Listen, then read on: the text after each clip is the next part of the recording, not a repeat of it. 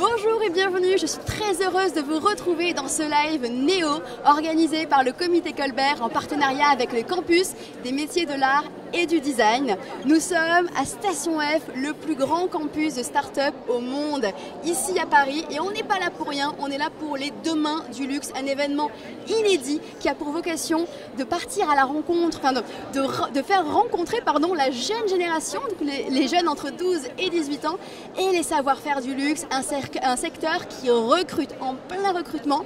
Vous allez voir, on va faire naître des vocations, on va partir à la rencontre d'artisans passionnés, on va même s'essayer nous-mêmes avec nos petites mains à ces métiers d'art absolument exceptionnels.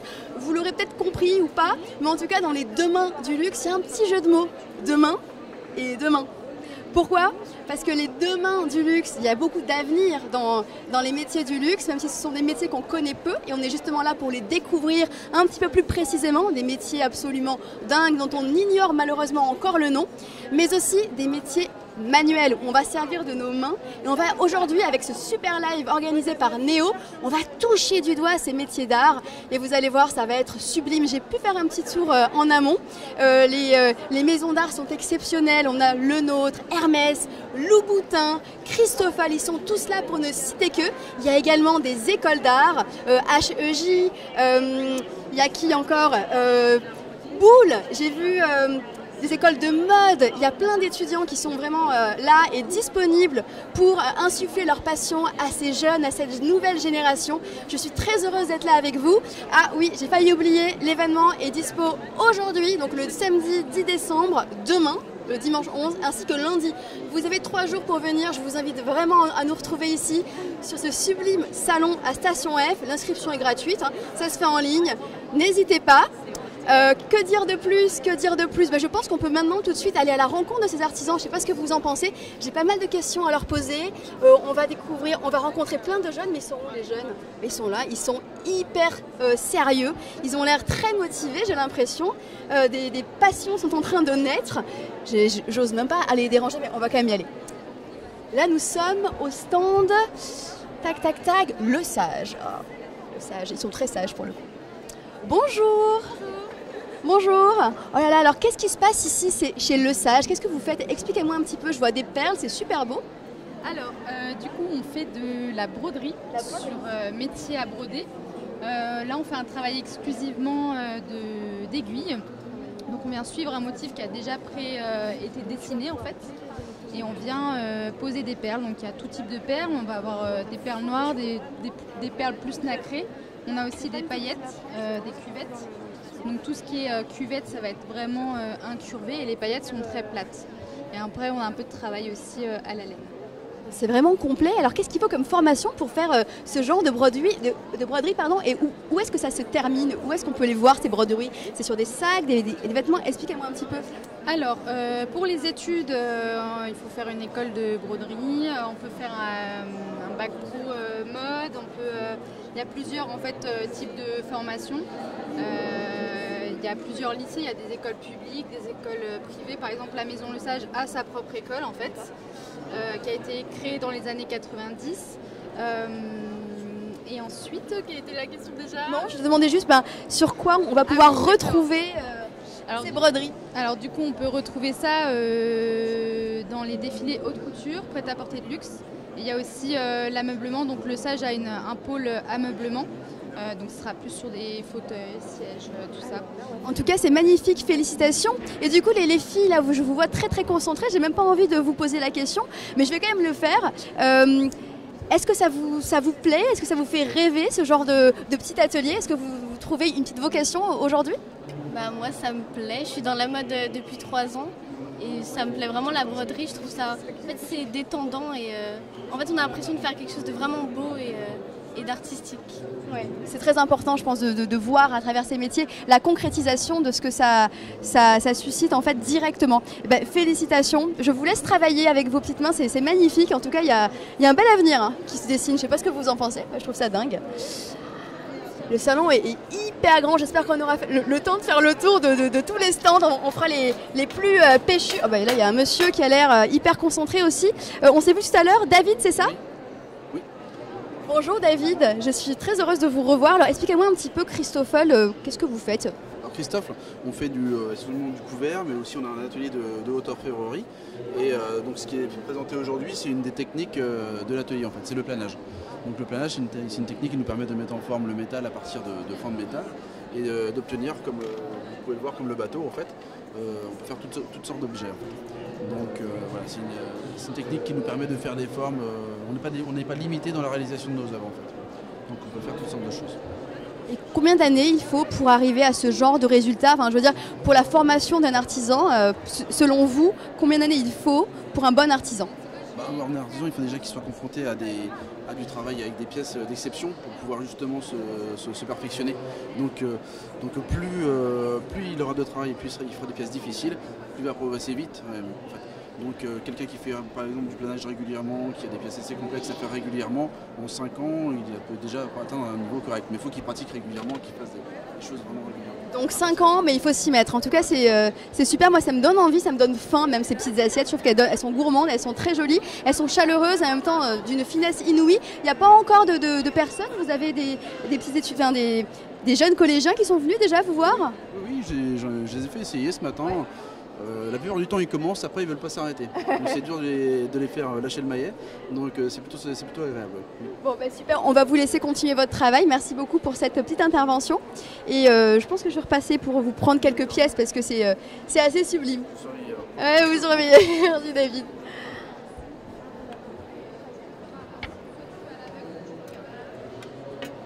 Moi je me balade, alors là j'ai l'impression qu'il y a la queue au portillon pour ce nouvel atelier. Alors là, je crois qu'on est sur de la peinture sur porcelaine et nous sommes chez Bernardo, qui doit être le monsieur qui est au bout là-bas.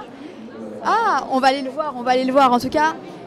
Non, oui, là, allez, on y va. Bonjour monsieur Bernardo. Enchantée, je m'appelle Morgane et je trouve que ce que vous faites est sublime. Merci. Avec plaisir. Racontez-moi un petit peu votre art. Déjà, Bernardo est une manufacture de porcelaine sur Limoges qui emploie 600 salariés. Et qui a 600 salariés, c'est une maison familiale, c'est la 5e génération, la 6e est en place même. Et mon art, moi, c'est d'embellir ces pièces en... Ça, c'est du bleu cobalt, c'est du bleu de four. Et là, maintenant, je suis en train de l'illuminer avec de l'or. Tout ce que vous voyez là, c'est de l'or au final, pour que ça donne le vase que vous avez au fond. Magnifique. Alors, selon vous, après, je dirais interviewer les jeunes, quelles qualités requises, donnez-moi-en 2 ou 3, faut-il, selon vous, pour pouvoir s'essayer à un tel art? De la patience, de la passion et l'amour des belles choses. Magnifique. Ben, je vais leur demander pour voir s'ils sont en accord avec ces valeurs. Est-ce qu'ils vont avoir l'idée de les mentionner? Bonjour mademoiselle, comment tu t'appelles?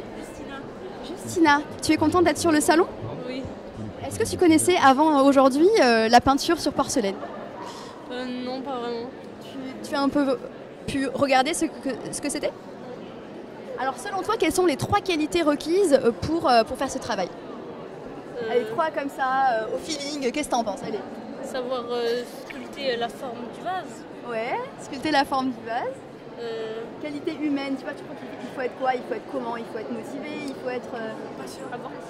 Passionné? Très passion et avoir de l'inspiration. Inspiration, passion, hein? C'est bien, c'est bien. Et un dernier. Et savoir dessiner. Bon alors, qu'est-ce qu'on en pense ici? C'est très bien. C'est pas mal, hein? C'est très bien, c'est très bien. Ça se rejoint en tout cas. Ça se rejoint. Vous Moi voulez essayer? j'ai très envie d'essayer. Vous me laissez essayer? Je vous laisse le micro et puis moi je prends votre place. Ok, ça marche. Je vais faire... Hop là, Là, super. attendez, je vais vous préparer un peu les Ah, vous couleurs. préparez Non, les restez, couleurs. restez, il n'y a pas longtemps, vous allez voir. On va faire ça. Du bleu? Ah oui, j'ai dédoublé mais je vous laisse très vite la place. Hein. Du bleu? Ouais, du bleu, j'adore le bleu. Alors, du bleu. On va prendre le pinceau. Ouais. Je vais vous le préparer. Alors moi, si j'avais été au collège, bah voilà, je pense que j'aurais au collège et que j'avais fait le salon, je pense que voilà, j'aurais directement foncé. Ouais. Moi, je regrette de ne pas être née cette nouvelle génération. Ouais. Attention, vous êtes filmé. Je suis filmée, ouais. J'avais oublié. Merci beaucoup. Allez-y, attendez, bougez pas. Ouais. On va faire un peu de place. Magnifique. Alors, Vous avez vu qu'il y a quand même des petites artistes. c'est hein, sublime. là. J'ai le stress là. J'ai Mais non, mais la non, mais non, pression. mais non. C'est moi qui ai le stress quand C'est vous vrai posez les questions. Donc, non, vous allez vous amuser avec le pinceau. Parce que moi, je n'ai pas de stress avec le pinceau. Ah ouais, attendez, on va faire un petit truc comme ça. Oh là là là là, j'ai la pression. Hop. Voilà, je tremble. Et si on tremble, comment on fait, Bernardo? C'est quoi le secret? C'est plus dur que ce qui nous paraît. Hein. Oh là là. Allez hop, une petite fleur. Hop là, un peu de peinture. Hop là.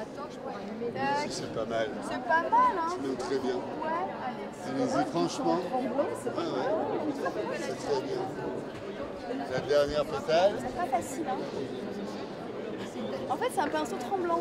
Oui, c'est ça, c'est Voilà. la faute du pinceau. Ouais, c'est la faute du pinceau. Magnifique. Je suis embauchée? Très bien, C'est bon? Je félicitations, peux venir? c'est bon. Allez, super. On vous garde. Merci beaucoup, monsieur. Merci à vous. C'est adorable. Allez, on va continuer, on va les laisser s'essayer. Les filles, je vous laisse essayer. Je suis sûre que vous aurez une meilleure patience que moi. Allez-y. Qui sera plus à l'aise. Oh, moyen le dessin. Hein. J'ai bien fait d'arrêter ma mise à niveau en art appliqué. Ouais, c'était pas mal. Bah dis donc, on est vraiment chanceux d'être ici. Hein. Je vous invite encore une fois à venir nous retrouver. C'est absolument inédit, c'est la première édition. Comme je disais tout à l'heure, c'est dingue. Moi, je regrette qu'à mon époque, il n'y ait pas eu ça. Je pense que j'aurais pu me découvrir une passion dans ces métiers d'art, souvent méconnus. Et voilà, donc c'est tout l'enjeu de cette belle initiative de la part du comité Colbert. Là, il me semble que ce sont des étudiants qui travaillent pour... Nous sommes au Mobilier National, restauration de tapisserie, il me semble. On va aller les voir. Bonjour. Bonjour. Alors, qu'est-ce qui se passe ici exactement? Alors en fait, on est le pôle de la manufacture des Gobelins et du Mobilier National. Donc en fait, on représente les 5 pôles de la formation, donc l'école des arts textiles et du Mobilier National. Donc à votre gauche, vous avez le métier de hôtelisse. Comment vous dites? De hôtelisse. Hôtelisse. Vous voyez, on a appris un mot, le métier de hôtelisse. On peut l'ajouter à sa liste de vocabulaire. Alors, ça consiste à quoi exactement le métier d'hôtelisse? La hôtelisse, c'est ce que vous voyez là. Donc là, c'est l'hélice qu'elle est en train de mettre avec de la trame pour me faire des motifs. Et donc pour former des formes, et elle va monter pièce par pièce, etc. C'est très sympa à faire et très agréable à regarder. Et en fait, je confirme. Elle voit derrière. C'est pour ça qu'il y a le miroir que vous voyez là, pour qu'elle voit son métier. Et vous voyez notre jolie Agathe qui est en train de tisser. Derrière vous, vous avez l'atelier de restauration de tapis, qui en fait, le vrai terme, c'est rentrayeur. Rentrayeur, hôtelisse, rentrayeur. Vous notez, hein, ceux qui regardaient le live. Hein. Qui vaut 19 points au Scrabble, si vous voulez tout savoir. Comment? 19 points au Scrabble, on a compté. Donc en fait, ici, mes collègues sont en train de retisser un tapis qui a été mangé par les mythes. Il date du XVIIe siècle. Et donc en fait, elles sont en train de recréer le velours à partir des couleurs qui ont été cherchées, que vous pouvez voir derrière vous, qui sont très impressionnantes. Et en fait, on fait nœud par nœud, donc avec des aiguilles courbes. Donc en fait, on va nouer un par un les nœuds jusqu'à temps d'avoir une hauteur assez épaisse pour pouvoir tondre en fait, avec des ciseaux courbes assez impressionnants. Donc pour le moment, elles ne peuvent pas encore tondre parce qu'elles n'ont pas assez de hauteur. Mais les ciseaux courbes, c'est ceci. Si vous voulez tout savoir, ce sont ceux-ci. Alors comment on s'en sert des ciseaux courbes? Alors les ciseaux courbes, vous les prenez comme un ciseau normal et alors je vais mettre dans le bon sens. Et en fait vous allez appuyer et faire comme ceci. Donc là le but c'est de tondre. En fait on n'a pas de machine chez nous, c'est tout à la main, c'est tout manuel. Parce qu'en fait le Mobilier National est là pour regarder le patrimoine français et des cultures, enfin de la culture et du savoir-faire. Et par conséquent on est en capacité de refaire et de créer à l'infini ce qu'on sait faire en fait. Magnifique, donc des métiers de passion. Et à l'heure des réseaux sociaux où tout va très vite, je trouve que c'est un beau retour en fait aux valeurs. On prend son temps, on fait les choses bien. Le travail bien fait, c'est aussi ça la France, il ne faut pas l'oublier. Sur des secteurs, je le rappelle, qui recrutent. Donc n'hésitez pas à venir les voir, à vous essayer. Vous allez voir, c'est passionnant. Voilà, merci beaucoup pour ton intervention. Et puis vous, donc vous êtes des étudiantes, c'est ça de l'école Boulle. Non. Boulle c'était là-bas. Je confonds, il y a beaucoup trop d'infos pour moi. Non, maintenant ça s'appelle l'école des arts textiles et c'est dans le mobilier en fait. Donc on est mélangé aux techniciens, ça c'est bien, on a l'occasion de pouvoir voir ceux qui sont déjà diplômés. Et ce genre de tapis, une fois qu'il est restauré, ça appartient à qui? C'est à des musées? Enfin, vous les revendez? Comment ça se passe exactement dans le concret? Alors dans le concret, ces pièces-là, elles vous appartiennent autant à vous qu'à moi, elles appartiennent à l'État. Donc elles viennent pour meubler ce qu'on appelle les lieux de pouvoir, donc c'est les ministères, l'Élysée, donc c'est à la France, tout simplement. Tout ce qui est prestigieux, on est dans des métiers de prestige ici. Merci mesdemoiselles, on vous laisse travailler. Oh là là, qu'est-ce que c'est beau en tout cas. Et là, on continue avec... Donc on est au même endroit, mais ce n'est pas du tout le même travail qui se fait. Donc j'ai l'impression que c'est du tissage, un petit peu comme tout à l'heure. Alors là, bonjour tout le monde. Alors vous êtes... Bonjour. Enchantée, Morgane. Je suis en train de faire un petit live pour Néo. Est-ce que vous pouvez m'expliquer un petit peu cet atelier? Alors ici, vous êtes au niveau de l'atelier pédagogique des manufactures des Gobelins situé au Mobilier National. Donc ces jeunes filles, c'est leur tout premier tissage. Elles apprennent à changer les fils arrière, avant, à tisser. Leur tout premier tissage, vous êtes à votre combienième de tissage? Ça m'intéresse de savoir dans une carrière combien de tissage on peut faire. Je ne peux pas vous dire. Illimité? Non, pas illimité, mais on change tellement de pièces, de tapisserie. On peut y rester 6 mois, on peut rester 1 an, on peut être appelé sur une autre pièce, que ce soit en tapisserie, en tapis. Donc, Et en termes de formation, combien de temps on s'apprend pour se former au tissage et pour être une bonne tisseuse, un bon tisseur? Donc c'est le métier de tisseur, c'est ça? de lissier. Lissier. Encore un métier, encore un nom. Actuellement, c'est des études de 4 ans. Donc on rentre sur concours et vous avez au bout de 2 ans, vous passez votre CAP. 2 ans encore, vous passez un BMA, brevet des métiers d'art. Donc c'est assez rapide quand même, 4 ans. On sort d'école et puis hop, on a un job. Et on peut faire des carrières en plus dans ce genre. Au bout de 4 ans, vous ne connaissez pas tout. Voilà. Un métier, on dit toujours qu'il faut au moins 10 ans pour le connaître. Là, quand ils sont en études, pendant les 4 premières années, ils sont tout seuls sur une étude. Quand vous finissez les 4 années, vous êtes en équipe. On travaille avec des collègues. C'est encore une autre approche. Voilà. Donc, après tapis et tapisserie, c'est en année. C'est en année, un tapis ou une tapisserie. Ah oui, d'accord. Donc encore des métiers de patience et de passion. Qu'est-ce qui vous a donné envie de faire ce métier, d'apprendre en tout cas? Alors moi, je viens de l'atelier de création de tapis de savonnerie. Donc j'ai fait à peu près 40 ans de tissage et là maintenant, je viens transmettre, on va dire, un peu le savoir-faire à des personnes qui viennent faire des stages et à des scolaires. À cette nouvelle génération qui a l'air hyper concentrée et qui a l'air passionnée. J'ose pas du tout les déranger, j'ai l'impression de les embêter. Mais bonjour mesdemoiselles, vous êtes en plein tissage, donc c'est votre premier tissage? Oui. Alors qu'est-ce que tu en penses? Tu es satisfaite du résultat? Tu aimes ce que tu fais? Raconte-moi un petit peu où tu en es, comment tu vis le truc. Oui, j'aime beaucoup. Alors ça, j'ai fait 2-3 lignes là. Et voilà, je vais passer à une autre couleur. D'accord. Et donc est-ce que c'est toi qui as choisi ou est-ce que c'est quelque chose qui est... C'était déjà comme ça et j'ai commencé à partir de là moi. J'ai fait les 3 dernières. Oh, c'est super. Et tu as l'impression que tu pourrais faire ce métier ou c'est juste comme ça? Si, franchement, oui, c'est passionnant. Je pourrais même faire mon métier. Ça a l'air assez détendant, hein, non? Ça apaise. Hein. Super, on va te laisser tranquille à ton tissage avec plaisir. Je continue ma petite balade, moi. Donc là, nous avons Léonard. On passe à la mode. C'est très coloré, ça donne envie. Il y a pas mal de choses différentes. Nous avons des œuvres au sol, des vêtements, de la peinture sur la table. C'est très coloré. Ça fait penser un petit peu à la Provence. En tout cas, moi, ça me donne envie de retourner au printemps. Mais on n'y est pas, on n'y est pas, on n'y est pas. Bonjour. Magnifique chemise. Ah! Des tatouages de fleurs, bien sûr. Puisque nous, on vend des fleurs et des imprimés colorés, très colorés.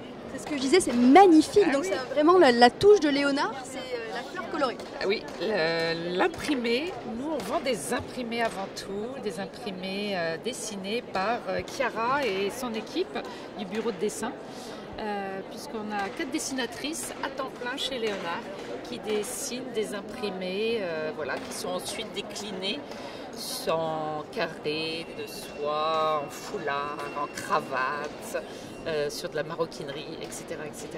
Magnifique, donc c'est vraiment du tout en un pour se sentir belle et fraîche toute l'année, beau et frais. J'imagine que c'est mixte ou c'est exclusivement féminin ce que vous faites? Un petit peu pour les hommes à travers des cravates, des chemises en soie, mais on n'a pas encore développé énormément l'homme. Un temps pour tout. Alors les filles ont l'air encore une fois très concentrées. J'ai l'impression qu'il y a des talents qui sont présents sur le salon. Elles ont l'air absorbées par le travail. J'ai très envie d'essayer, je ne sais pas vous, mais moi ça me donne envie, toutes ces couleurs.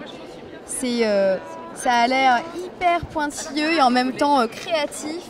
J'imagine qu'il faut user de créativité mais aussi de précision, donc un mix. Je vais demander d'ailleurs quelles sont les qualités requises pour faire ce genre de métier et qu'est-ce que c'est exactement et quelle formation faut-il.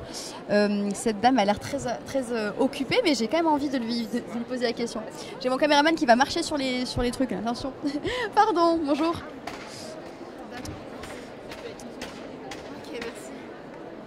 Bonjour, bonjour. Bonjour. Enchantée. Ah voilà, elle en perd son pinceau. C'est l'effet caméra. Je vous laisse le ramasser. C'est sublime ce que vous faites. On a eu un petit interview de la dame. Oui. Racontez-moi un petit peu quelle formation faut-il pour entrer chez vous. Oui, alors moi j'ai fait une école d'art appliqué où j'ai pu développer un peu tous les ennoblissements textiles. Donc j'ai fait de la sérigraphie, de la broderie et j'ai beaucoup aimé durant cette année scolaire, notamment la dernière, tout l'imprimé textile et je me suis dirigée donc dans cette branche-là. Je suis arrivée chez Léonard Paris au bureau de dessin pour développer le dessin à la main et l'impression textile sur soi. En tout cas, c'est très beau. Et alors, comment vous commencez? C'est comme ça, on fait un petit dessin sur une planche et ensuite on décide sur ce quoi il va être transcrit. Comment ça se passe dans le... Comment dire? Dans le processus. Dans le processus, merci de m'aider. Effectivement, on part très souvent d'une idée. On a un univers très floral, donc voilà, on sait ce qu'on va développer. Ça va être souvent des fleurs très colorées. Et on va dessiner à la main sur un format très grand, c'est 130 cm par 130 cm directement. Voilà. Et ce dessin est fourni à nos imprimeurs qui, eux, avec leur savoir-faire, vont retranscrire notre dessin avec la fragilité du dessin à la main et les poudrés de la maison Léonard sur tissu. Que vous auriez décidé au préalable, c'est une fois que vous avez fait le dessin que vous savez sur quoi ça va être fait? Exactement. Une fois qu'on a fait le dessin, qu'on a défini le processus aussi d'impression, on va se dire ok, ce dessin on le veut sur de la soie parce que ça va être super beau sur un jersey de soie, ou alors on va le faire sur une popeline de coton parce qu'on a envie d'un truc un peu plus cool. Voilà, tout se développe dans un second temps. Et dans ce cas-là, qu'est-ce que je voulais dire? J'en ai perdu mes mots. El santo me fue al cielo, comme on dit en Espagne. Je voulais, oui, c'est ça. Qu'est-ce que vous conseillez à ces jeunes filles si elles veulent toutefois travailler avec vous? Quelles qualités sont requises pour un tel travail? Alors nous, on attend vraiment une sensibilité au niveau du dessin à la main, une sensibilité créative. On attend aussi de la nouveauté, qu'elles apportent un peu leur patte avec leur dessin. Et ce que je leur conseille vraiment, c'est de ne pas avoir peur de s'exprimer à travers le dessin, à travers la couleur ou les ennoblissements textiles en général. Je pense que c'est très formateur et c'est ce qu'on attend aujourd'hui de la jeunesse et de la future génération. Très bien, merci beaucoup. C'est justement ce que j'allais dire, beaucoup de créativité et de liberté. J'ai envie de les interviewer. Mesdemoiselles, alors comment vous appréhendez cette nouvelle pratique? Est-ce que ça vous plaît? Moi ça me plaît beaucoup, je trouve ça ludique et personnellement, en plus d'être beau, que ce soit beau, etc., je sais pas, après on est fiers de nous et on peut le montrer, bref, moi j'aime beaucoup. Et puis ça nous permet de montrer notre créativité, je trouve que ça détend aussi de faire ça, donc voilà, j'aime beaucoup. C'est vraiment un mot qui revient pour des métiers de passion et de précision, ça détend, c'est quand même merveilleux. Et toi, mademoiselle? Moi, c'est à peu près pareil et je trouve que c'est bien parce que ça fait un souvenir après ça détend aussi. Donc il y a toujours cette notion en fait de on fait le travail et on a l'accomplissement devant soi. Les métiers d'art, les savoir-faire d'art, ce sont des savoir-faire qui permettent une réalisation directe. On voit de ses mains, de ses yeux, ce qu'on vient de faire avec ses mains. Et je trouve que c'est super important aujourd'hui de pouvoir continuer à faire ce genre de métiers qui nous ravissent le cœur. J'aurais eu très envie d'essayer, mais je pense qu'on va plutôt continuer parce qu'il y a beaucoup de choses à voir.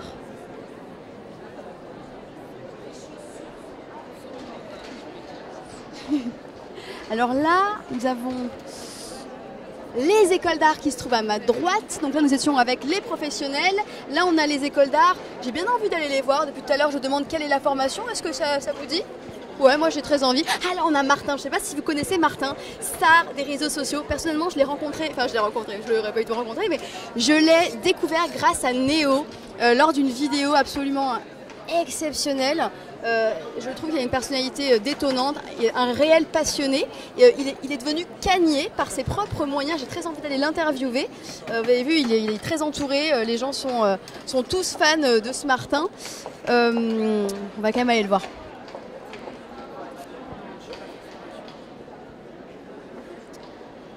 Bonjour Martin, je reviens te voir.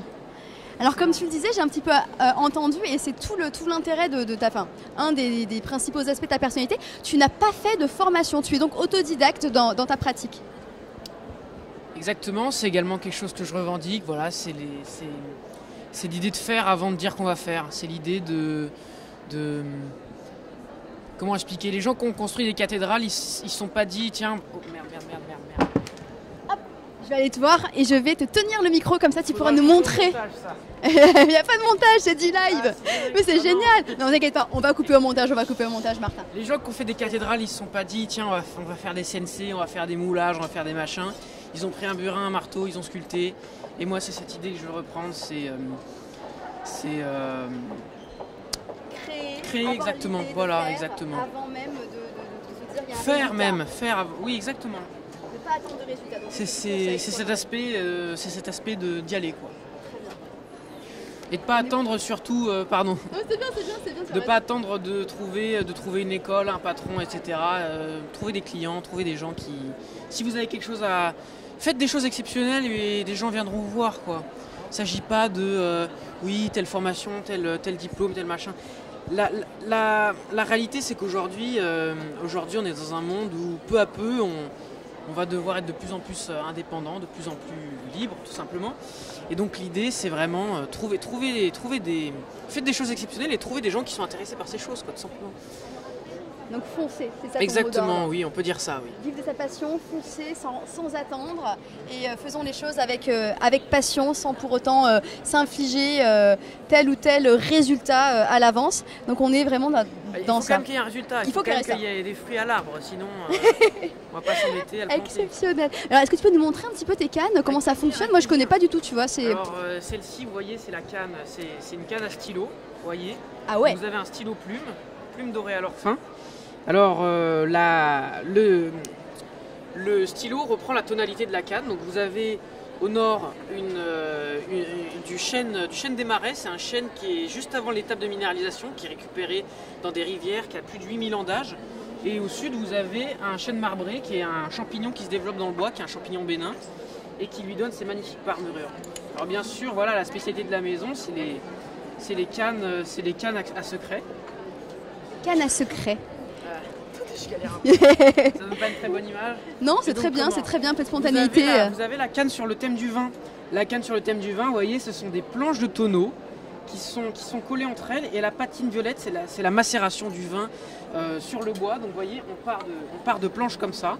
Et à la fin, on les colle et on en fait une canne. Donc l'idée, bien sûr, c'est de démarcher des vignerons et des producteurs pour qu'ils aient leur canne avec leur vin. Et bien sûr, le vin qui a teinté le bois est le même que le vin qui se situe dans la canne. Voilà, une petite fiole cachée.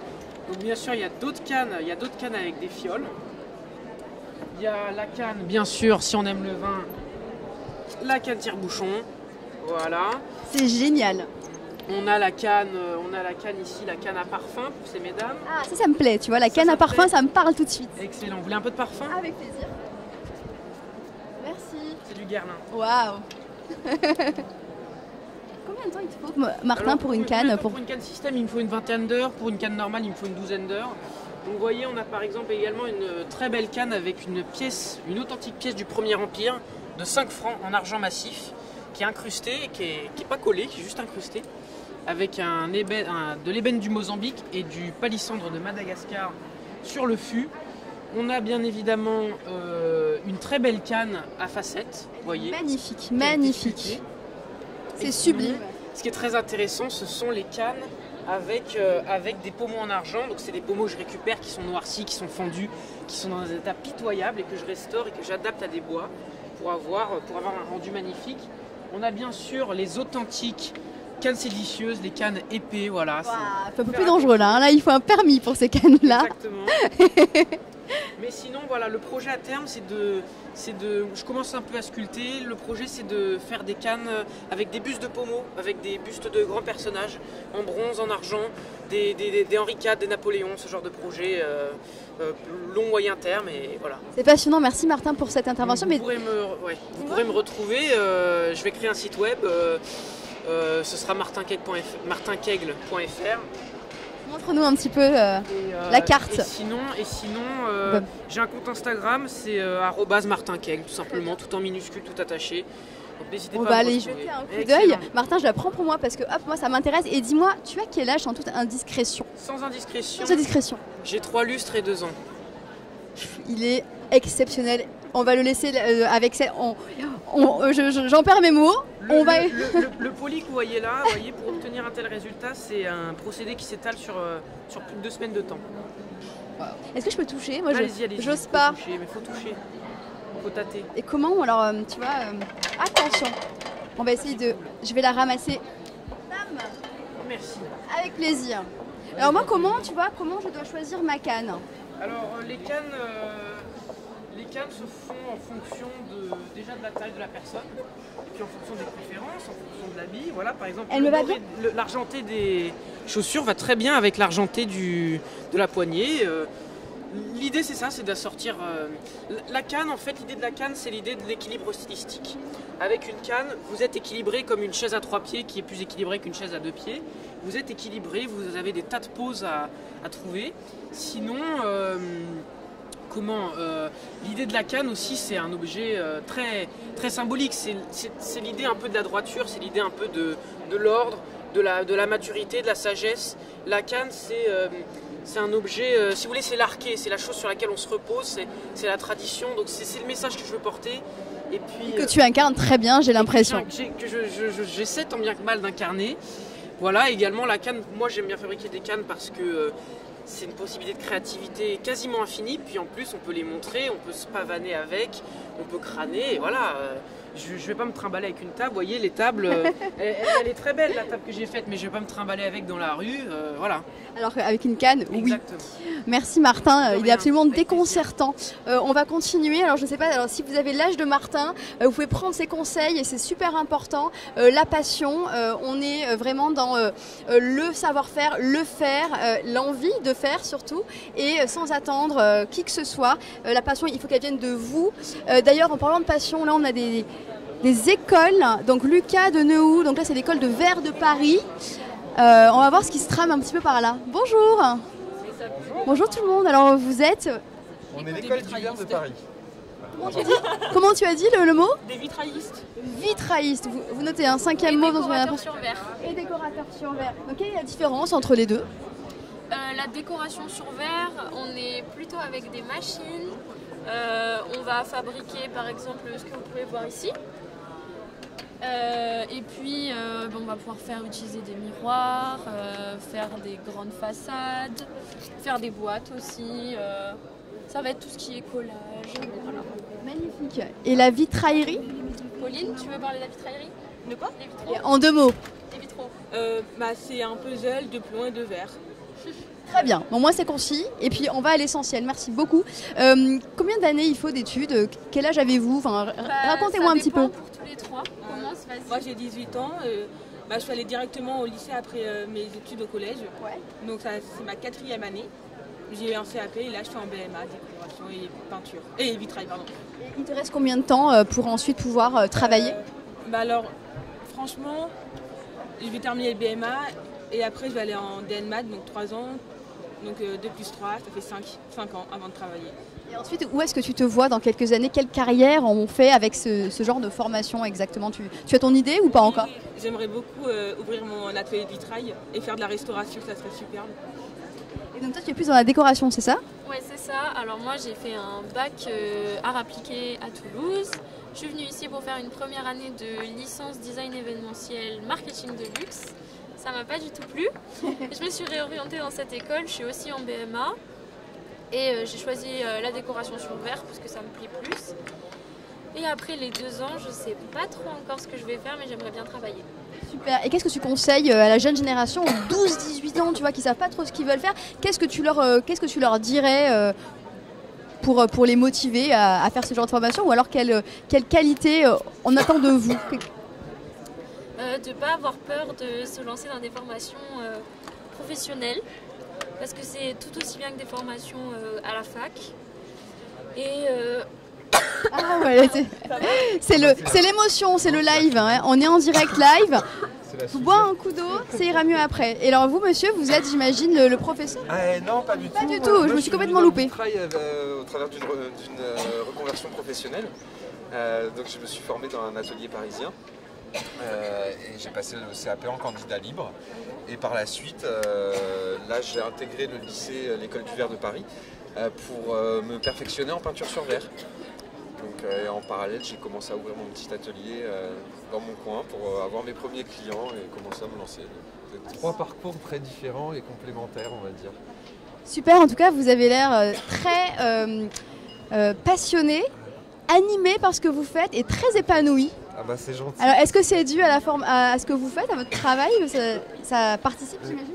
Et oui, c'est vraiment lié à ce que je fais en fait, surtout que dans le vitrail en fait on a beaucoup de techniques différentes qu'on accumule et on va de la création à du bricolage.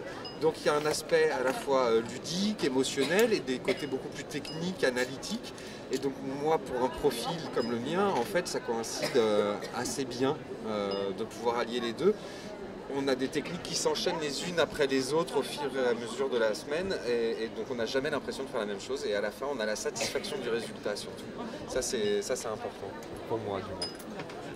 La satisfaction du résultat et l'amour du travail bien fait. Là on est au cœur. On est au cœur de Station F, je le répète, 900 mètres carrés pour découvrir les métiers, les savoir-faire de l'art. Les écoles sont présentes, les professionnels aussi, et surtout la jeune génération qui est venue rencontrer ces nouveaux métiers, ces savoir-faire ancestraux. Et là, on est chez Hermès. Waouh, là, ça ne rigole plus. J'ai l'impression que tout le monde a l'air très, très occupé. Mais je ne peux pas m'empêcher d'aller quand même voir ce qui se passe par ici. Hermès, quelle belle maison. On a vraiment la chance de pouvoir être ici. Bonjour, merci beaucoup.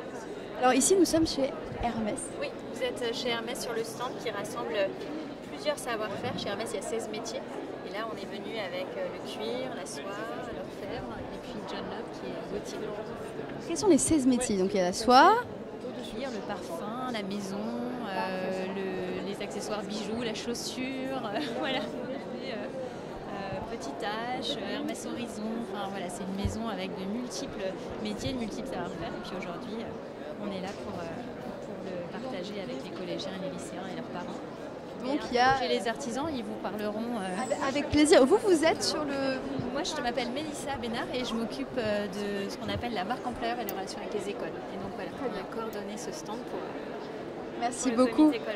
Et vous confirmez, donc il y a du travail dans ces métiers, ça recrute. Il y a de gros enjeux de recrutement chez Hermès pour les métiers artisanaux et donc il faut le faire savoir. Qu'est-ce que vous direz aux parents qui hésitent un petit peu, qui sont un petit peu dubitatifs quant à la carrière de leurs enfants, qui veulent s'engager dans des filières un peu plus professionnelles?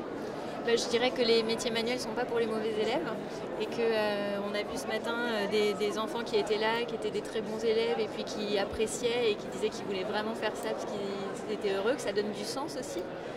On fabrique des objets, je pense que c'est important. Et puis surtout de se dire que c'est des carrières longues et des carrières avec des mobilités possibles, des parcours parfois à l'étranger. On peut devenir manager, responsable d'un atelier, enfin il y a plein de choses possibles. Le champ des possibles est illimité chez Hermès. On va aller voir un petit peu les artisans, moi ça m'intéresse, et surtout les élèves aussi qui ont l'air... Ah, un garçon, on n'a pas encore interviewé de garçons élèves et beaucoup de filles jusqu'à présent. Et là, nous sommes avec un très joli duo. Bonjour. Allez-y, continuez. Alors là, vous êtes en train de faire quoi exactement? Là, mais je sais pas comment ça s'appelle en plus. Je sais pas exactement. Ça s'appelle comment, Joseph? C'est de la maroquinerie, dans les stands de Hermès. Magnifique. Alors là, vous êtes en train de vous trouver une nouvelle vocation ou ça vous passionne ce que vous faites? J'aimerais bien apprendre en autodidacte, en tout cas, la maroquinerie, parce que j'aime bien le matériau. Mais autrement, moi, je suis déjà dans la filière bois. Ok. Donc tu es déjà dans le manuel et dans... Oui. Bon, je suis à l'école supérieure du bois à Nantes. D'accord. Donc c'est moyennement du manuel, et c'est justement ce qui me dérange un peu. Donc là, tu te retrouves un petit peu aujourd'hui. Oui, voilà. Super.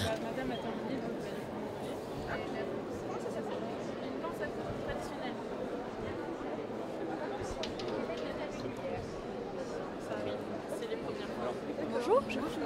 Qu'est-ce que vous êtes en train de faire sur cet bel atelier? Racontez-nous un petit peu. Alors, on fait une présentation de points selliers qu'on fait chez Hermès et les gens viennent pour tester leur dextérité sur ce point. Et voilà, tout simplement. Très bien. Alors, qu'est-ce qu'il faut comme qualité pour être un bon... Comment ça s'appelle ce métier? Maroquinier. Maroquinier. Pour être un bon maroquinier sellier, qu'est-ce que je dois faire? Quelle qualité je dois avoir? Alors, il faut avoir de la dextérité dans le geste, il faut de la concentration et puis du plaisir aussi beaucoup, je pense, pour que le geste arrive naturellement. Bien. Alors, et vous, personnellement, qu'est-ce que vous avez à cœur de créer le plus? Alors, chez Hermès, on est invité à... On ne crée pas, mais on produit le sac de A à Z. On est artisan de part entière et on a le plaisir de finir, quand on finit le travail, de voir le résultat final du sac entier qui sera pour la cliente. Merci beaucoup, en tout cas, ça se voit, vous avez l'air très épanoui. C'est vraiment ce qui se révèle le plus, j'ai l'impression, sur tout l'ensemble des stands.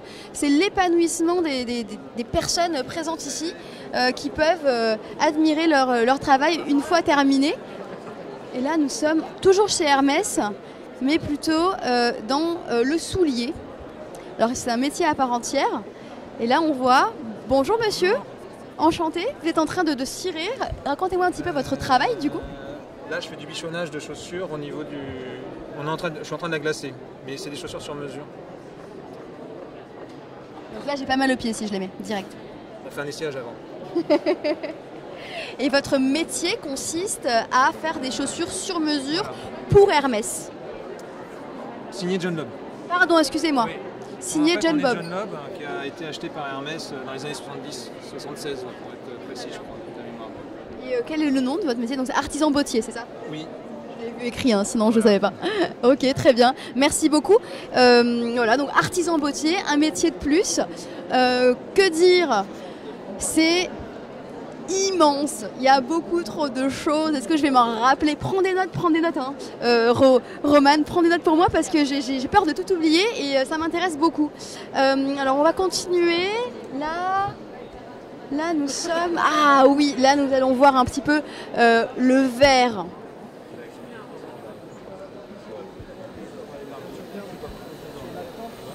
On va même pouvoir essayer, il me semble. Relâcher un petit peu la pression.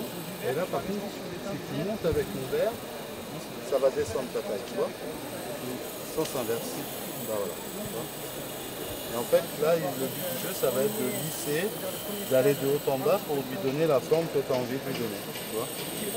Plus ou moins avec la pression. Si tu veux que ce soit enfoncé, t'es enfoncé. Bonjour. Je me suis permise de mettre le micro pour qu'on vous entende, pour qu'on prenne un petit peu les conseils que vous lui donniez. Donc, quel est votre métier, vous, exactement, Alors, moi, chez Baccarat? Je suis tailleur de verre chez Baccarat. Et puis graveur aussi un petit peu. Magnifique. Et donc là, on a une jeune demoiselle qui s'essaye, en fait, au savoir-faire. Elle a l'air très, très concentrée. On va en faire un autre à côté. Alors, vas-y, tu reposes. Là, tu vas appuyer pour grossir comme tout à l'heure. Là, on va juste marquer. Donc là, si tu t'enlèves, ça lâche. Et ben là, ça s'appelle un vis. Donc on va tourner ton verre à l'horizontale. Et puis, tu regardes par l'intérieur. Et tu vois ton visage, tu vas essayer de te poser au milieu du vis. Tu vois ? vas essayer de le couper en deux. Et quand tu vas te poser, tu vas voir, tu vas toucher de chaque côté. Il faut que tu essayes d'être équilibré de chaque côté. Tu vois, tu touches de chaque côté. Tu vois, ça fait deux V qui vont se rencontrer. Tu les vois? Hyper concentré, il faut dire que pour faire ce genre de choses, je pense qu'il ne faut pas avoir l'esprit ailleurs. J'ai pas envie de trop les déconcentrer. Donc ça, ce sont les verres Baccarat en cristal de Baccarat.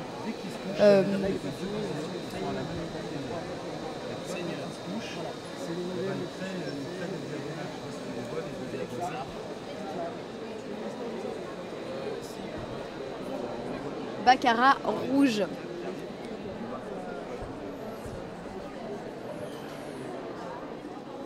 Et juste à côté, quelque chose qui me tient particulièrement à cœur, on va y aller. Les souliers Louboutin. Alors j'ai pas mis les Louboutins aujourd'hui. Il n'y a pas la semelle rouge, mais j'avoue les miennes étaient un petit peu plus confortables. C'est pour ça que j'ai choisi. On va quand même aller les voir.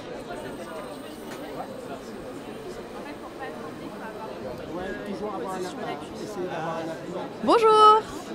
Je peux continuer à parler, je mets le micro, j'ai envie que tout le monde entende ce que vous dites, ça a l'air très, très intéressant. Il y a des gens là, ça a déjà bougé un peu, non? Pas encore, faut attendre un petit peu. En fait, vu que c'est un gros strass, il met un peu plus de temps que le taille 10.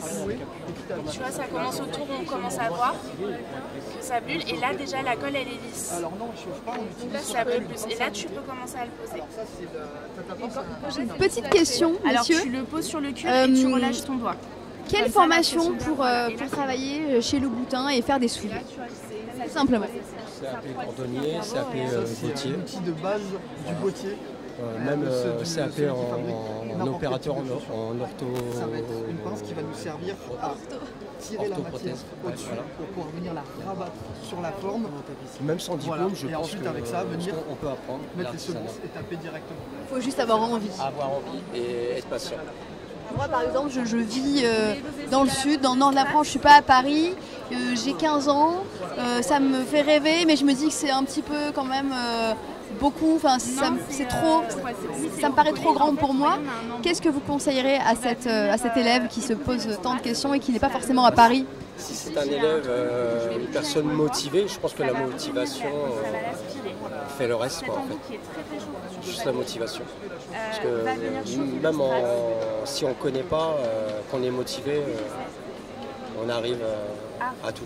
Et dernière question qui n'a rien à voir, pourquoi elles font si mal? Parce que moi j'adore les Louboutins, mais j'ai pas pu les mettre aujourd'hui.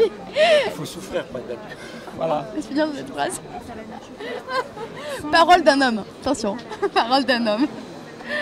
Bon, ça a l'air en tout cas hyper précis. Donc, vous savez, on ne dit pas chaussures dans le luxe, hein, on dit souliers. Voilà, j'ai appris ça pas si longtemps. On va continuer. Donc là, nous sommes chez un artisan orfèvre, graveur et ciseleur. Bonjour monsieur. Alors là, vous êtes en train de... Alors, je suis en train de repercer une cuillère à saupoudrer. Donc voilà, dans le principe, on vient saupoudrer du sucre par exemple. C'est pas du principe. Voilà. Grâce au fait que ce soit ajouré en repercé. Donc là, j'étais en train de faire le tracé et donc ce sera repercé à peu près de cette façon. Voilà, ajouré. Ce sont ensuite des couverts que vous revendez. Enfin, comment ça se passe un petit peu? Racontez-moi. Ce sont des commandes qu'on vous fait? Vous avez votre propre... Alors, je fais partie de l'entreprise Puy-Forca et donc nos objets, ce sont des objets qui sont à notre catalogue et en tant qu'artisan, je les réalise. Super. Et quelle formation pour ce genre de savoir-faire, de métier d'art? Alors, pour ma part, j'ai passé un CAP orfèvrerie dans une école qui s'appelle l'école Tanet en Bretagne à Ploërmel. Et donc c'est une formation en 2 ans, à temps complet à l'école, ponctué de stage, et avec à peu près 90% d'ateliers. Très bien. En tout cas, moi j'ai très envie d'essayer la cuillère à saupoudrer. Souvent je mets trop de sucre, trop de sel. Donc là c'est pour le sucre. Hein. peu importe. Donc c'est le top pour garder la ligne et rester chic avec ma petite cuillère. Je vais lui piquer d'ailleurs. Merci beaucoup pour cette petite intervention. J'ai appris un nouveau métier. Tac, tac, tac. Je suis, on me dit d'aller par là-bas. Je continue mon chemin. Oh là, on arrive sur un stand absolument magnifique. Le Meurice, un des plus grands hôtels parisiens, un palace même parisien. Et là, j'imagine qu'on va apprendre un petit peu, pourquoi pas faire un lit comme dans un palace, ça pourrait être une bonne idée. Je vais leur demander ce qu'ils font exactement. Bonjour. Déjà, bonjour, madame. Vous voyez, il y a une certaine, il y a des codes à respecter dans les palaces. Tout à fait, exactement. Ici, vous êtes au Meurice, donc c'est un hôtel parisien, un palace parisien qui fait partie du groupe Dorchester Collection. Donc on a plusieurs hôtels à Paris, dont le Plaza Athénée. Je ne sais pas si vous connaissez. De nom. Voilà. Et voilà, on vient présenter un petit peu nos différents corps de métier. On en a plus de 40 chez nous, donc c'est vraiment important. Et puis c'est une richesse aussi de montrer aux jeunes que chez nous, on peut faire plein de choses. Voilà, ça va du plombier au peintre, au cuisinier, au restaurateur, au gouvernant. Donc c'est très intéressant.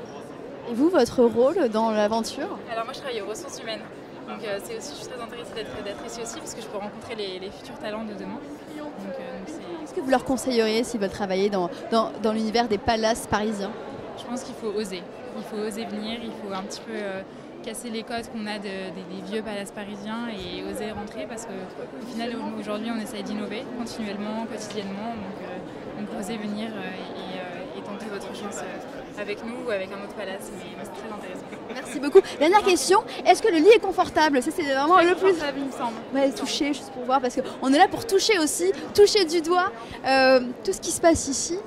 Ah ouais, il a l'air super confortable. Hein. Bonjour, bonjour. Hop là.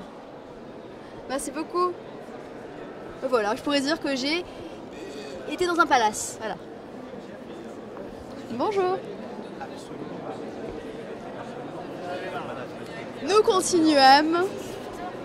Vous avez vu comme c'est joli, donc il y a des ballons en fait là en hauteur qui disent un petit peu où on se trouve, qui définissent la marque, comme ça on ne se perd pas. Des ballons colorés, c'est très joli. Je le répète, je le rappelle, l'événement est présent jusqu'à lundi. Vous pouvez venir vous inscrire en ligne, c'est absolument gratuit. Et c'est un bon moyen de faire rencontrer la nouvelle génération avec ces métiers d'art. Et là, Cartier. Je me suis pas trompée, on est chez Cartier. Bonjour monsieur. Bonjour. Alors ici nous sommes chez Cartier, oui. J'ai reconnu la panthère. Oui, vous êtes bien chez Cartier. Merci. Bienvenue. Merci beaucoup. Et alors qu'est-ce que vous faites vous sur le stand monsieur? Qui êtes-vous? Alors moi je suis Alexandre Auberson, je suis le directeur de l'Institut Joaillerie Cartier. Et je suis là pour présenter les métiers traditionnels de la joaillerie, mais aussi les métiers du futur avec un petit coin sur la conception numérique.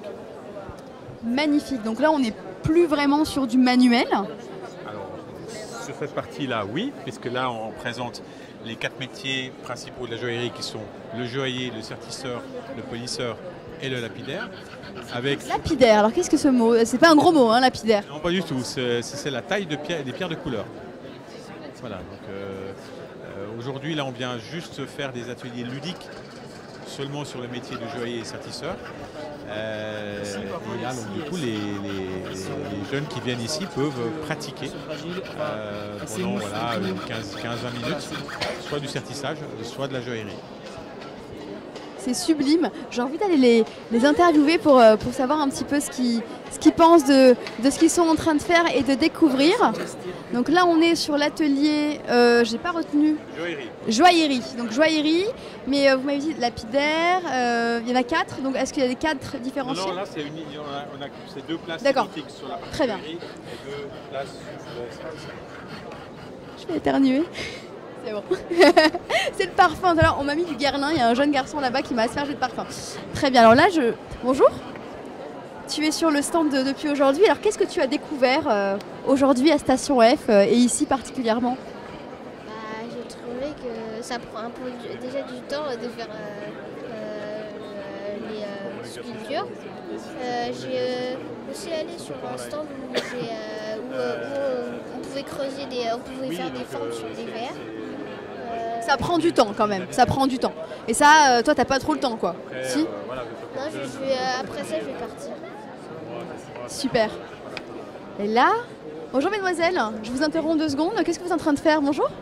On est en train de scier dans des métaux pour extraire une partie du bijou, il me semble. Est-ce qu'elle a bien compris ce qu'on faisait? Oui, c'est exactement ça. C'est juste en train de découper, de repercer un motif dans de l'argent afin de pouvoir le placer sur la panthère plus tard. La fameuse panthère Cartier. Et combien de temps il faut de métier pour arriver à faire ça, à pouvoir poser des diamants, des pierres sur la panthère Cartier? Alors, si je veux être bien assez précis, en fait, pour placer les pierres, c'est un métier à part. Il y a les joailliers et les sertisseurs. Et les sertisseurs mettent des années avant de pouvoir acquérir toutes les compétences pour mettre n'importe quel type de pierre sur n'importe quel espace que le joaillier aura créé au préalable. C'est des métiers d'équipe en fait. Il faut être exactement ça. Chacune met sa pierre à l'édifice. C'est le cas de le dire. Et vous, votre métier exact? Moi, je suis bijoutier et joaillier. Donc, je conçois le bijou en métal précieux, en or ou en platine, ou en argent parfois.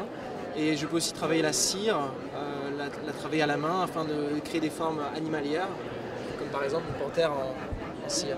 Magnifique. Du coup, il faut avoir un bon, il faut être très manuel, quoi. Il faut avoir le goût de travailler avec ses mains. Je sais pas si moi, ce serait quelque chose. Est-ce que ça s'apprend ou est-ce que c'est un talent?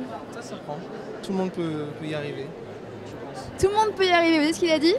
Alors vous allez essayer, venir sur le salon et vous essayez vous aussi à la joaillerie, à essayer de tailler dans le... Travailler le métal. Travailler le métal, tout simplement. Merci beaucoup. Là, on a fait un petit peu le tour. Allez, un petit dernier. Parce que je commence à avoir un petit peu faim, moi je sais pas vous. Là, on est chez le nôtre? Non. Pavillon. Ben non, Pavillon Le Doyen, évidemment. Chez Yannick Ayeno, grand chef. Alors, qu'est-ce qu'on fait ici? Bonjour, oui, qu'est-ce qu'on fait ici? Vous m'avez entendu? Bah ici, regardez là, on fait des brioches. Juste à côté, on fait des petites tartelettes par Benjamin. Magnifique. Voilà. Ok. Et vous êtes spécialisé donc dans la pâtisserie? Moi, j'ai en charge de la boulangerie au Pavillon Le Doyen. Ah non, autant pour moi. Mais on travaille, la boulangerie et la pâtisserie travaillent ensemble. Donc voilà, là par exemple, si vous voulez goûter. Je veux bien goûter, je n'ai pas osé demander, mais... C'est une brioche du Sud. Donc une pompe à l'huile. C'est une brioche du Sud, voilà ça. Très bon pour la ligne, ça. C'est ça, c'est ça. Donc c'est une brioche en fait qui est faite à l'huile d'olive. Ah, j'adore l'huile d'olive. Des épices du type vanille, badiane, des zestes d'agrumes. On est sur quelque chose qui vraiment inspire les fêtes. Donc là on est en train de travailler ça pour les fêtes de fin d'année. On présente ici en avant-première pour faire goûter un peu aux gens, voir les retours et du coup il va falloir que j'ai votre retour maintenant. Je veux bien que vous le donnez. Alors c'est avec les doigts, avec une fourchette, comment ça fonctionne? Avec les doigts? On se rend pas la tête? Non. Ah ouais. Ah ouais. Là on sent l'anis, la fleur d'oranger, l'huile d'olive. Non, je me trompe peut-être alors. La fleur d'oranger, il n'y en a pas. Hein? Non. Il y a le côté huile d'olive que j'adore. Pas besoin de tremper dans l'huile, là on l'a directement. Oui. C'est super bon. Il y a un petit mélange sucré-salé. Enfin, parce qu'en fait, l'huile d'olive, on a souvent tendance à l'associer à quelque chose de salé. Et là, en fait, on est assez surpris parce que c'est plutôt sucré. Oui. Il n'y a que l'huile d'olive, en fait. Après, tout le reste, c'est vanille. Ouais, c'est sur la vanille, mais épuisée. La vanille épuisée, vous savez, c'est la vanille, en fait, quand par exemple, un pâtissier ou un cuisinier va faire une crème, une glace ou autre, on utilise la vanille. Donc, on l'ouvre en deux, on prend les grains, on met la gousse, on cuit. Et une fois qu'on a cuit cette vanille, nous, on la récupère. On la fait sécher, on en fait une poudre. En fait, ça fait qu'on récupère la peau de la vanille, on récupère absolument tout. Et je la repasse dans des brioches, ça peut se repasser dans d'autres pâtes. C'est dans l'esprit de récupération en fait. Et ça apporte beaucoup de goût de caractère. En plus de l'anis, et après tout ce qui est jus d'agrumes, les zestes, voilà, c'est ce qui fait la complexité un petit peu de cette brioche. Passion, récupération, gourmandise. Quelle qualité faut-il pour être un bon boulanger? Et quelle formation surtout? La formation, il y a la formation classique, du CAP, Bac Pro, on peut aller jusqu'au brevet maîtrise. Les qualités pour être un bon boulanger, moi je pense qu'il faut avoir beaucoup de patience, beaucoup de passion. Et vraiment être très attentif. Très attentif à son travail. Est-ce qu'on nous vole pas le bout de brioche? Parce que moi j'ai très envie de... Non, ça encore, ça ne dérange pas. Une fois qu'elle est cuite et qu'elle est servie, moi tout le monde peut se servir. Mais c'est vrai que là où moi je suis très, très exigeant, c'est sur l'attention qu'on donne aux produits. Nous, boulangers, on a un travail qui est quand même, c'est un savoir-faire. Je pense c'est une grosse responsabilité d'être boulanger, surtout en France. On se doit de présenter quelque chose de bien. Et voilà. Pour être un bon boulanger, il faut être passionné, attentif et gourmand. Exactement. Exactement. Voilà. Merci beaucoup en tout cas. Bon voilà, j'espère que vous avez apprécié la visite. Moi j'ai adoré faire ce petit tour avec vous. Je sais pas, est-ce que vous voulez continuer? Est-ce que vous voulez faire une petite pause? Je ne sais pas trop. Moi en tout cas, j'ai encore de l'énergie pour refaire 1000 fois le tour. Ah, là on est chez qui? Parce que là on est au coin des écoles. On n'a pas vu beaucoup d'écoles, c'est vrai. Ce serait bien d'en voir un petit peu. Ensama. Bonjour mesdames, mesdemoiselles. Oh, qu'est-ce que vous êtes en train de faire ici? Où est-ce qu'on est? Racontez-moi un petit peu, je connais pas du tout. Alors là, vous êtes au stand de l'Ensama, donc l'école de métier d'art. Ici, on travaille la laque dans cet atelier-là. Et donc là, je suis en train de poncer un panneau. Parce que en fait, la laque, c'est un savoir-faire, c'est l'art du vernissage. Et donc, c'est le travail en couche de vernis coloré ou translucide et qu'on va venir poncer. C'est de la finition aussi, beaucoup sur objet, de la décoration. Et voilà, on a la chance ici dans cette école de travailler les 3 techniques de laque. Les laques ancestrales, donc les laques végétales, les vernis gras et les laques hydrosolubles qui sont plus récentes. Et donc ici c'est un panneau de laque hydrosoluble que j'ai fait, donc assez abstrait. Alors toi, pardon je te coupe, mais quand tu avais ce petit, comment ça s'appelle, un carreau, ouais. Le avant-après ça donne quoi? C'est quoi la différence entre...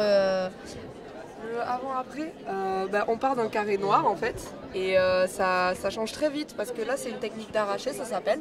Donc on va travailler sur un vernis frais noir au départ, sur lequel on va déposer une bâche en caoutchouc qui va adhérer partiellement. Rouge du coup? Non, la bâche est transparente, elle va adhérer au vernis noir en fait. On va enlever la bâche, on va l'arracher donc au vernis une fois qu'il aura un peu adhéré, qui va créer des volumes. Et c'est là qu'en fait on va passer un vernis coloré, donc là ici rouge, et ensuite on va venir poncer pour faire ressortir les reliefs en dessous du noir, pour donner en fait ce côté un peu nerveux, des volumes. Ce sont des commandes qu'on vous fait, comment ça se passe dans les écoles? Raconte-moi un petit peu. Alors ici on apprend vraiment en fait les savoir-faire, donc ça on le fait pour nous, c'est de la découverte. Vraiment en fait en première année jusqu'à la 3e année en fait on essaye plusieurs techniques au fil des ans et parfois on a des collaborations avec des marques ou des maisons en fait qui là peuvent nous commander quelque chose de très précis avec des demandes particulières et donc là on va travailler en fonction de leurs consignes. Très bien. Et l'école est à Paris? Oui, on est situé rue Olivier de Serres dans le 15e arrondissement, métro Convention. Voilà. Très bien. Et pour finir, qu'est-ce qu'il faut avoir fait pour intégrer une telle école? Il faut avoir un bac en fait, c'est post-bac sur Parcoursup. Moi je sors d'un bac général, mais on peut sortir d'un bac ST2A ou alors BTS ou BMA en fait. Voilà. Sur dossier après? Oui. Voilà. Avoir un bon dossier. Et passionné. Aussi, et un bon portfolio. Un bon portfolio, un bon dossier, être passionné. Puis vous voyez, c'est assez accessible. Merci beaucoup d'avoir répondu aux questions. Voilà, on continue. Là, on a l'air d'être sur quelque chose de très très très précis. Toujours l'Ensama, donc c'est la même école. Moi, c'est la même formation. Hein. La même formation, sauf que tu fais ça avec des coquilles d'œufs, j'ai l'impression. Exactement. C'est exactement ça, c'est la pose de coquilles d'œufs. Ça fait partie de l'incrustation de matière. Donc on pose soit de la coquille d'œuf, soit de la nacre. Niveau budget, on travaille du coup sur de la coquille d'œuf. Et en fait, la coquille d'œuf, c'est surtout la seule façon d'obtenir du blanc en laque traditionnel. Et sinon, on ne peut pas, avec les pigmentations, obtenir un blanc qui ne soit pas blanc creux ou blanc, pas un beau blanc quoi. Et donc, on travaille sur cette incrustation de matière qui est très lente à faire. Beaucoup de patience. La minutie, mais la minutie ça s'apprend, la patience moins. Donc c'est vraiment un travail de patience qui est très méditatif, très relaxant au fond, mais au bout d'un moment ça exaspère aussi. Donc il faut être patient de nature, ça y est. Oui, surtout pour la laque, c'est énormément de patience, parce qu'avec le temps de séchage des panneaux, on ne peut pas travailler de suite sur tout ce qu'on voudrait. Et même pour la coquille d'œuf où on peut travailler tout de suite sur ce qu'on voudrait, c'est de la patience quand même.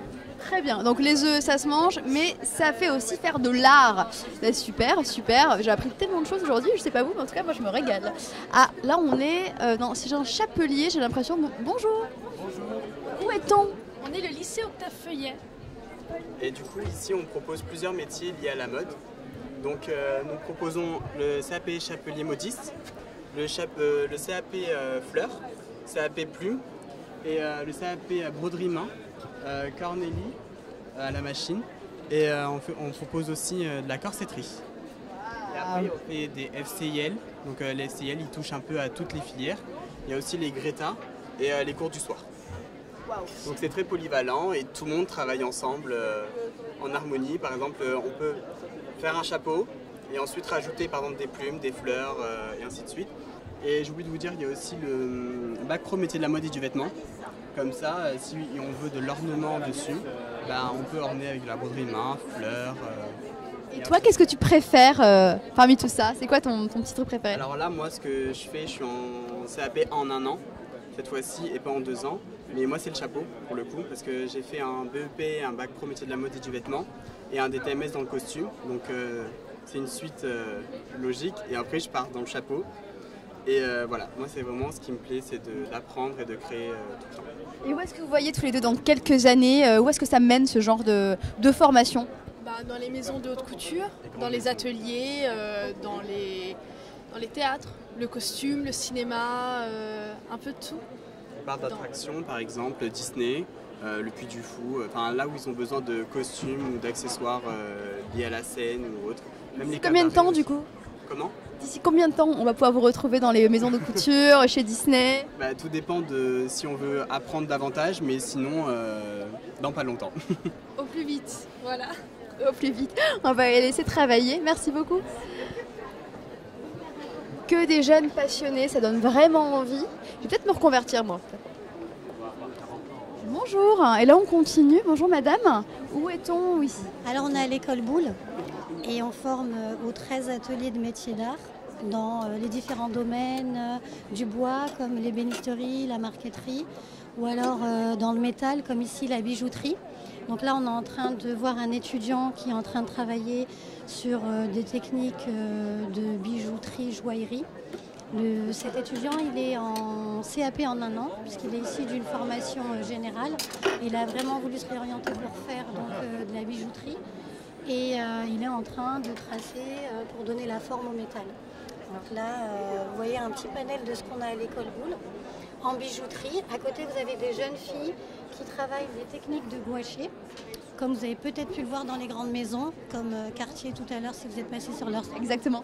En sachant que pas mal de nos anciens étudiants, élèves, vont travailler et sont souvent recrutés chez les grandes maisons comme Cartier. Ou en gravure à côté, vous avez un autre stand de gravure en modelé, gravure ornementale. Et là, on a nos élèves qui vont souvent chez Christophe, puis Forca. Dans tous les métiers d'art de l'école, on en fait 13. Vous avez le site de l'école, si vous voulez pour aller, c'est sur écoleboule.org. Sur dossier? Alors pour accéder, il y a plusieurs possibilités. Si c'est après le collège. Ouais, après le collège? Après le collège, on a donc des tests en bijouterie qui auront lieu courant le mai. Et donc il y a des tests de volume, de dessin. Et si les élèves réussissent le test, ils peuvent être admis à l'école Boulle sur un CAP en 2 ans. Si c'est des bacheliers, ils peuvent accéder avec un concours également sur un CAP en 1 an et poursuivre après en BMA, brevet des métiers d'art en bijouterie, joaillerie ou des mentions complémentaires parce que les métiers de la bijouterie, joaillerie sont très complets. On a du polissage, on a aussi du sertissage et donc ils peuvent choisir vers quelle voie ils veulent se prédestiner. Pour la FMA, c'est plutôt sur le dernier l'établi qu'on présente ici. Donc on a des élèves qui sont en formation métier d'art à l'école Boulle, qui sont en gravure en modelé. Là on travaille les techniques de repousser du métal. Les graveuses en modelé que vous voyez là, on les appelle les sculpteuses du métal. C'est les pendants des sculpteurs sur bois. Et donc là on peut y accéder après le collège, sur dossier, il n'y a pas de concours. Et on candidate, on étudie les dossiers, les lettres de motivation, très importantes, où il faut que les élèves les personnalisent et montrent aussi à travers un book qu'est-ce qui les attire et pourquoi ces métiers demain. On a les portes ouvertes les 27 et 28 janvier de l'école Boulle. Et sur le site, il y a aussi possibilité de faire des mini-stages chez nous pour les 3e, ceux qui sont en collège. Donc, ils ont la capacité de faire une demande soit en bijouterie ou soit dans un des 10 ateliers métiers d'art dont on forme à l'école dans les métiers de main. Très bien. D'excellence. Et d'excellence. Parce que là, on est sur des métiers d'excellence et c'est pourquoi on est ici aujourd'hui avec le comité Colbert et Bénédicte Épinay qui nous a gentiment invités pour montrer qu'à l'école Boulle, on forme et on prédestine nos élèves à poursuivre dans les grandes maisons. Qu'est-ce que vous conseillerez aux parents qui doutent encore quand leur enfant collégien dit vouloir faire une formation professionnalisante, notamment à l'école Boulle, sans forcément attendre le lycée et la filière générale? Je pense que dès que l'élève ou l'enfant a une appétence, il faut vraiment le laisser développer cet engouement, parce que c'est comme ça qu'il va aimer l'école et ce qu'il va y faire. L'avantage, nous, dans nos formations, c'est que si on a vraiment envie d'être bijoutier ou graveur ou ciseleur, ils ont la capacité de faire à minima entre 16 et 18 heures, voire jusqu'à 20 heures d'atelier, et de pouvoir justement développer leur propre projet personnel. Et à l'issue, en tout cas à l'école Boulle, c'est sûr, l'école a une renommée internationale, nationale, mondiale. Ils sont sûrs d'avoir un métier, c'est ça qui est le plus important, et un métier qui va leur plaire surtout, dans lequel ils vont pouvoir s'épanouir. Un métier dans lequel ils vont pouvoir s'épanouir. C'est ça le but, merci beaucoup, le but de cette rencontre. Et on va finir sur ce point. Donc, chers parents, écoutez vos enfants. S'ils ont une passion, amenez-les ici. On est là jusqu'à lundi pour qu'ils puissent découvrir ces métiers, ces savoir-faire du luxe et des métiers de l'art. C'est vraiment inédit, il faut absolument venir. On me fait des signes à droite à gauche. Bonjour Morgane. Bénédicte. Bonjour Morgane, vous allez bien? Écoutez, je vais très bien, surtout depuis que je vous ai croisé, Bénédicte. Alors vous, qui êtes-vous exactement? Présentez-vous, donc le comité Colbert. Voilà, alors moi je m'appelle Bénédicte Épinay et je dirige le comité Colbert, qui est l'association qui regroupe toutes ces belles marques que vous voyez ici, toutes les grandes marques du luxe. Ça a été créé en 1954 par un monsieur qui s'appelait Jean-Jacques Guerlain. Et donc nous n'allons pas tarder à fêter nos 70 ans. Voilà. Joyeux anniversaire. Alors, pourquoi un tel événement? On a un petit peu raconté, mais le beau mot, ce sera... Alors, un tel événement, en fait, il nous manque 20 000 artisans. Il nous manque, dans toutes ces maisons qui recrutent énormément, qui sont sortis du Covid avec une très grande résilience. Donc, les ventes marchent. Et on a des soucis à la production. Donc on a eu l'idée de cet événement qui s'appelle les Demain du luxe. À la fois pour le jeu de mots des demain et puis de penser à demain. Et donc l'idée, c'est de séduire une nouvelle génération d'artisans. Et donc vous avez vu, si vous êtes promené, il y a des tout petits. Donc ça nous plaît beaucoup parce qu'on se dit que souvent le déclic, il peut se passer même à 10 ans. Donc voilà, le stage de 3e est aussi quelque chose de très important. Donc voilà, on est très content de voir toutes ces familles aujourd'hui. Le plaisir est partagé, j'ai trouvé un vrai engouement au sein de cet sublime événement. J'espère que ce ne sera pas le dernier, donc le premier mais pas le dernier. J'espère bien que ce ne sera pas le dernier. C'est quoi, j'ai ma petite idée, je pense que ce ne sera pas le dernier. Bon, tant mieux alors. Et alors, quelle serait la devise du comité Colbert avec vos mots? Alors avec mes mots, en fait on a une raison d'être au comité Colbert que j'ai inscrite il y a maintenant 3 ans, pas dans nos statuts, mais voilà, ça fait maintenant office de ligne de conduite, on va dire, à toutes nos actions. Mais vous la connaissez, donc je vous la laisse. Je la connais pas par cœur, mais je sais que c'est allez-y, je vous laisse la dire, vous la direz mieux que moi. Bon, alors, en fait, c'est rayonner, développer durablement. Développer durablement. Transmettre patiemment. Vous voyez qu'effectivement, c'est des métiers qui demandent de la patience, les savoir-faire et la création française pour insuffler du rêve. Parce qu'au final, tout est question de rêver. Tout est question de rêver. Merci beaucoup Bénédicte pour cette intervention et pour cette invitation. En tout cas, moi je suis ravie d'avoir passé ce moment avec vous et j'espère qu'on vous a fait rêver. En tout cas, moi ça m'a fait rêver. Bonne suite de visite alors. Merci beaucoup. Merci Morgane. Au revoir. Et voilà, j'espère que vous avez aimé autant que moi ce live, nous suivre au sein de ce sublime événement ici à Station F, 900 m², disponible encore jusqu'à lundi. J'espère vous y voir nombreux et je vous laisse ici. Salut!